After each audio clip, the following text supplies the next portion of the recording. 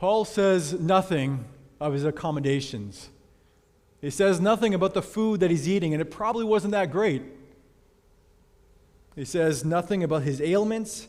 He doesn't even speak about his troubles or their troubles yet. The very first thing he talks about after his opening prayer is the gospel. The gospel is the priority.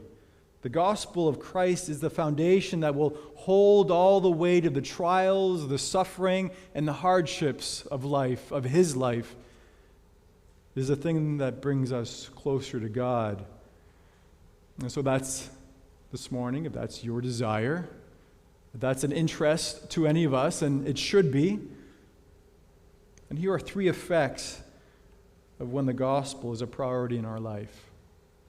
The first thing that happens, when the gospel is a priority in our life, the gospel advances.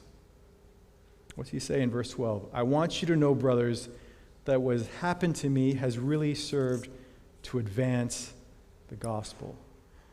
Paul is a church planner. Paul lived to advance the gospel. He was appointed by God to bring the gospel to the Gentiles, to build up the church, to teach the word, and to proclaim Christ. This is what he says in Ephesians 6:8. To me, though I am the very least of all the saints, this grace was given to preach to the Gentiles the unsearchable riches of Christ. Well, now Paul's in prison. Now he's in chains. Surely Paul's not happy about the situation. This wasn't part of his plan. And surely all who love God and love the gospel, who hear this, are thinking, oh no, this is terrible. How is he going to continue to share the gospel? How is the gospel going to go forth? It's stopped, it's halted. Paul knows better. Listen to these words he says to Timothy. In 2 Timothy 2:9, he says, although I am bound with chains as a criminal, the word of God is not bound. I'm in prison, yes. The word of God is not bound. Christ is the head of the church.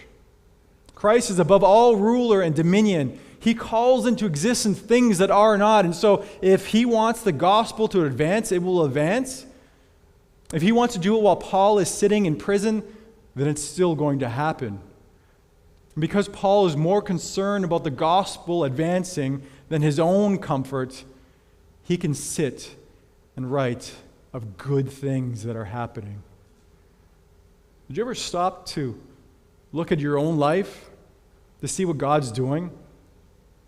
Ever look back to past circumstances and say, how did you get me through that? Or better yet, maybe, how is that you use my situation to comfort others and to bring you glory? God uses all things to advance his kingdom. And how fortunate are we that we get to participate in that